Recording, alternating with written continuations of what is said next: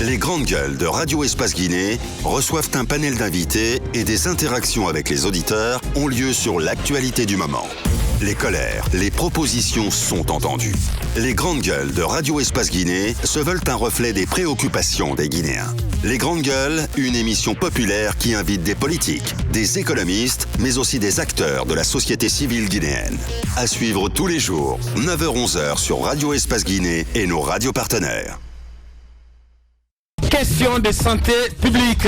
Vous le voyez à l'écran, notre dernier invité, M. Aboubakar Kamara, directeur exécutif de Tenkiso Antena, il vient nous parler de nécessité donc d'entretenir et de nettoyer régulièrement les cuves d'eau installées généralement sur les mâts de nos immeubles. Il est avec nous, on va l'interroger. Bonjour à vous, M. Kamara. Oui, bonjour, M. Aboubakar aussi. Merci, cher Oumou. Merci de répondre à notre invitation. Tambaoui. On sait bien que vous êtes très à cheval sur ces questions-là, questions d'eau salubre, et même de fourniture d'eau à la base. On voit depuis l'intérieur du pays et même ici. Et, pour et notamment durant Ebola. Là-dessus, et au-delà de ce combat que l'on reconnaît à l'ONG Tenkiso, vous méritez quand même cette félicitation pour commencer.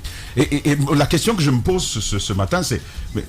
Dites-nous et à tous nos auditeurs, nos téléspectateurs, pourquoi est-il important de nettoyer ces cuves d'eau qui sont parfois même cachées, que l'on ne voit même pas. On s'attend juste à recevoir de l'eau dans les maisons. Mais pourquoi est-ce qu'il est si important d'y prêter attention? D'accord, merci beaucoup. Et vous savez, ce problème, il se situe à deux niveaux. Le premier niveau, c'est ceux qui ont des forages à la maison. Ils ont une fausse impression de sécurité d'utiliser de l'eau potable. Parce que vous savez, normalement, pour faire un forage, il faut forcément passer par les services techniques de l'État. Mais chez nous, il y a un problème de confiance entre la population et ces services techniques.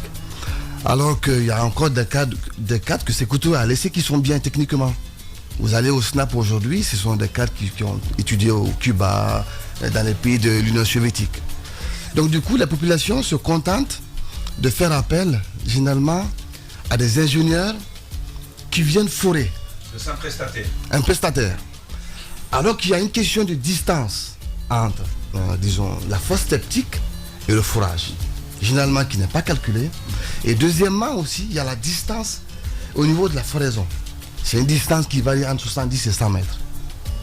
Mais parfois, ces prestataires-ci, ils ont de l'eau à partir de 40, à partir de 50. C'est bon, quoi. Ils s'arrêtent là. Et cette eau, elle est infiltrée. Du coup, ça c'est le premier niveau. Le deuxième niveau, c'est ces cuves que vous rencontrez sur les immeubles. C'est souvent des cuves alimentaires, des polyéthylènes à haute densité. Sauf que malheureusement, les cuves blancs que vous voyez sur les immeubles là, parfois noirs. Hein? Voilà, les noirs sont recommandés. D'accord. Les noirs sont recommandés. Mais les cuves blancs de 700 à 1 million, c'est des cuves, si tu dois les utiliser, il faut les protéger. Parce qu'une fois que tu déposes au soleil, dans l'eau, le constituant minéral, tu as l'azote, le phosphore, tout ce qui est éléments minéraux. Et il y a aussi le soleil. Il y a cette cuve qui est en contact du soleil. Ça crée la photosynthèse. Donc c'est un milieu de culture, des bactéries, des algues et tout ce que tu connais. Donc nous on recommande, les gens n'ont pas les moyens, ils font avec ce qu'ils peuvent, même la seigle. C'est un problème de méconnaissance. Quand vous voyez les bonnes fontaines que la SEG a installées, ces cuves blanches là. Alors qu'en réalité, il faut utiliser des cuves noires.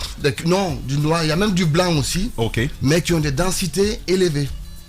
Mais on utilise ces cuves qui ont une densité perméable, qui ne peut pas arrêter les UV, les rayons solaires.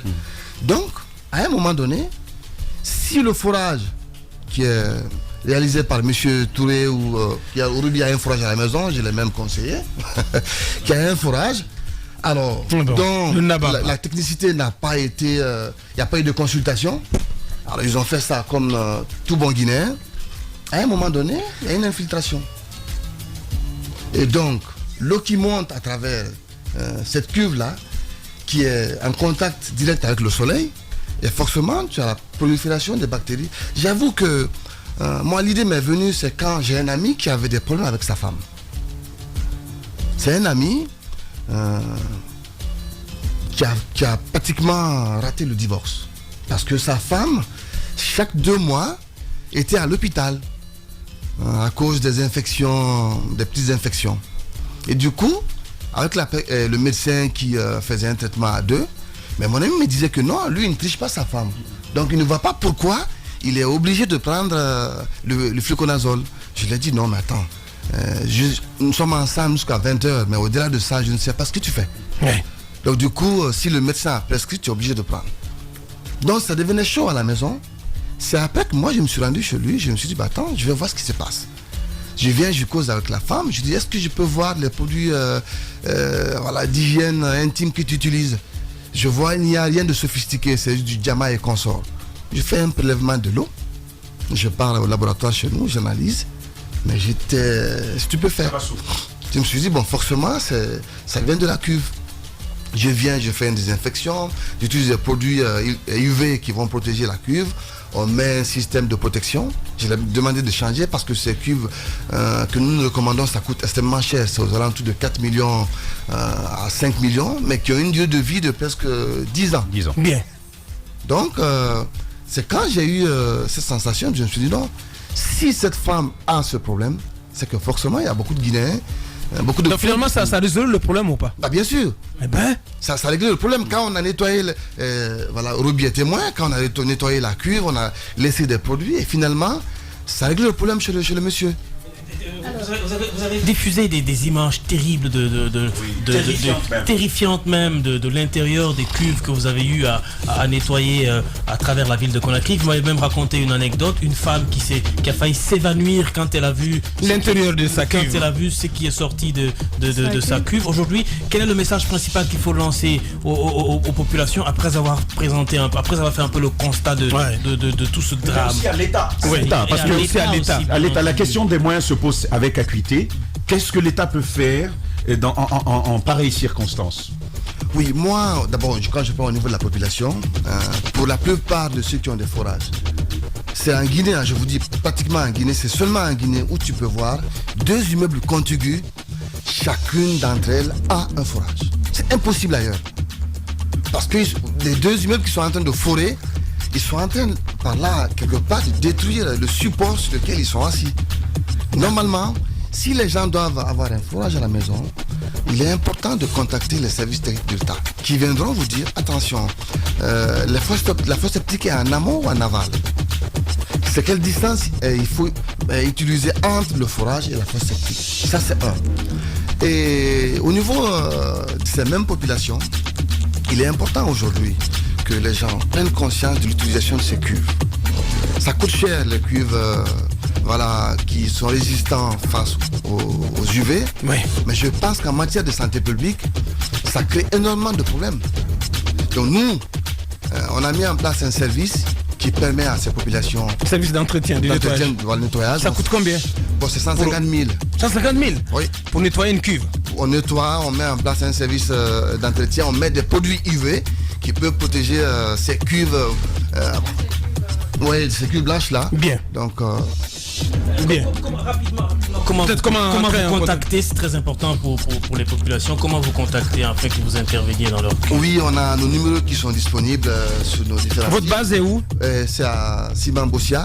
Il suffit d'appeler, nous venons, on évalue la situation. Bien, ce qu'on va faire, avec la bénédiction du service commercial, bien entendu.